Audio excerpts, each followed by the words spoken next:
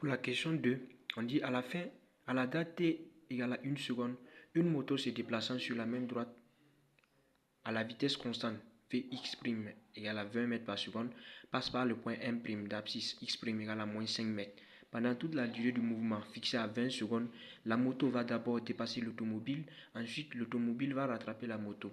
On dit de déterminer, déterminons,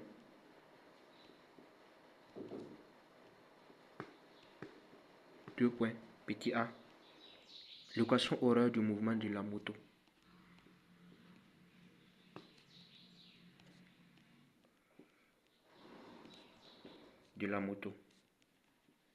Donc, on va essayer d'illustrer.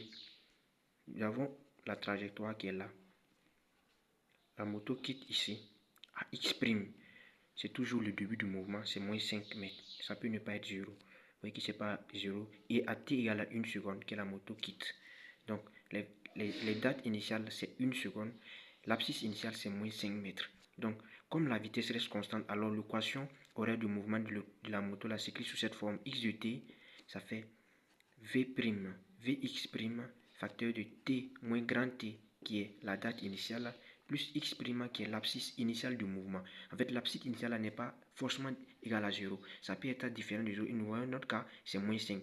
L'abscisse initiale, c'est l'abscisse pour lequel le mouvement commence tout simplement. Donc, ça peut ne pas être 0.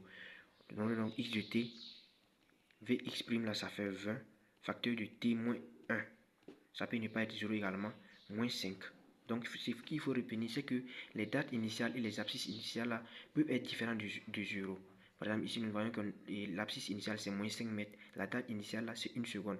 Donc, il ne faut pas prendre Vx' égale à t tout simplement. Il faut mettre t moins toujours la date initiale. La date initiale, là, peut être différente de 0. Donc, quand c'est différent de 0, si vous mettez t tout simplement, alors vous allez fausser l'équation. Donc, nous avons x de t ici. Ça fait 20t moins 20 moins 5 tout simplement. Donc, x de t là, ça fait 20t moins 25. Ça, c'est l'équation horaire de la moto. Donc, on va mettre x de m pour la moto. Donc, on dit de déterminer les dates de dépassement. Les dates de dépassement. Petit b.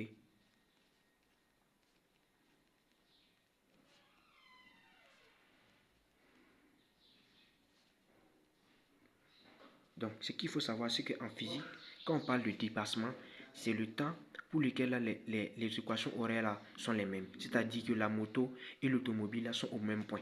Donc, c'est ça qu'on appelle date de dépassement. Donc, nous allons poser que pour cela, on pose que l'équation horaire du mouvement de l'automobile là égale à l'équation horaire du mouvement de la moto.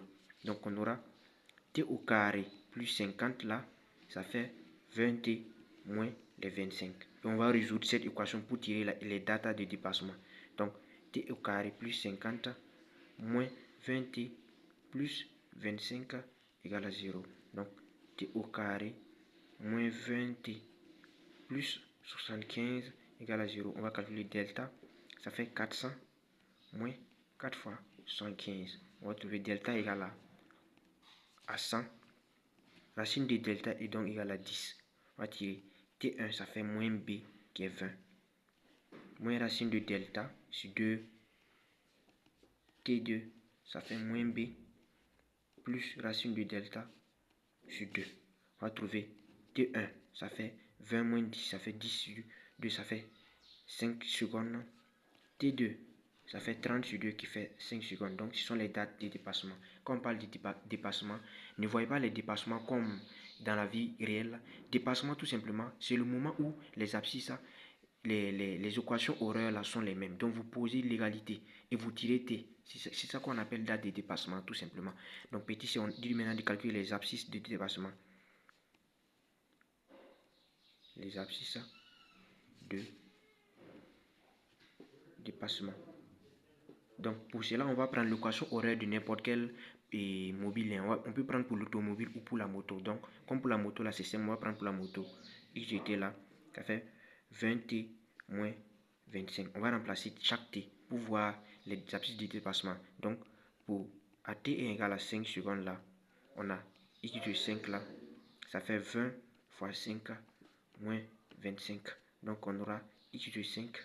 Ça fait 5 fois 2 qui fait 10, ça fait 100, moins 25.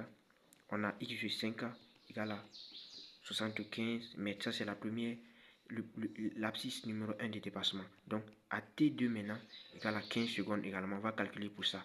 Donc, on aura X2, 15 là, ça fait 20 fois 15 moins 25. Donc, X de 15 là, ça fait combien? Ça fait 275 mètres. Donc, ça, ce sont les abscisses de déplacement. Donc, on pouvait également prendre l'équation horaire du mouvement de l'automobile et calculer, on va trouver les mêmes résultats. Donc, ça ne pose pas de problème.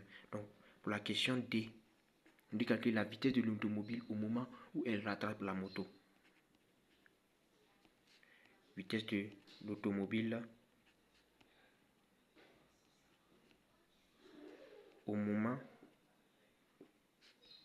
où elle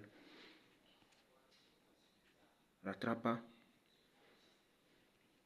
la moto. Donc il faut savoir que d'abord, on va essayer de représenter. Nous avons l'automobile qui est là. L'automobile est là. Et on va essayer de représenter comme ça, comme une moto. La moto est derrière. Donc, nous savons que au premier mouvement là, la moto est derrière l'automobile.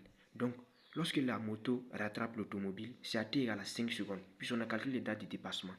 Donc, c'est pour la première date là, à 5 secondes, qui est la date la plus courte là, que la moto là dépasse l'automobile. Et lorsque la moto va dépasser l'automobile là, alors l'automobile sera derrière la moto. Vous voyez, comme l'automobile sera derrière la moto là, l'automobile maintenant essaie maintenant de rattraper la moto avec une date qui est plus longue, qui est 15 secondes. Donc, pour la première date là, la moto dépasse l'automobile pour 5 secondes. Après, l'automobile rattrape la moto après 15 secondes. Est-ce que vous voyez?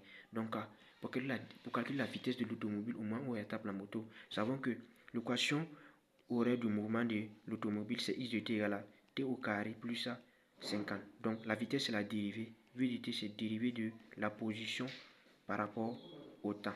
Donc, V de t là, ça fait tout simplement 2t. Or, la moto dépasse l'automobile à 5 secondes. L'automobile rattrape la moto à 15, la date la plus longue. Donc, c'est comme si on devait calculer V de 15. Ça fait 2 fois 15. Donc, V de 15 là, ça fait 30 mètres par seconde. C'est avec cette vitesse-là que l'automobile là rattrape maintenant la moto à la date la plus longue qui est les 15 secondes. Donc, on aura E maintenant. On doit calculer la distance parcourue par la moto entre les dates t égale à 1 seconde et la date où elle rattrape, elle dépasse l'automobile. Calculons D. Donc, nous savons que D, c'est une distance. C'est toujours l'abscisse finale moins l'abscisse initiale. Donc, c'est l'abscisse finale moins l'abscisse initiale. L'abscisse finale, là, c'est l'abscisse pour lequel la moto dépasse l'automobile. Donc, ça, c'est à x égale à 5 secondes moins x à 1 seconde. Vous voyez, non? Donc, x égale à, on va prendre l'équation horaire pour la moto. Ça fait 20t moins 25. À x égale à 5, là, on aura 20 fois 5 moins 25. Donc, à x égale à 5 là, l'abscisse pour lequel la moto dépasse l'automobile là, c'est tout simplement ça. Moins 25.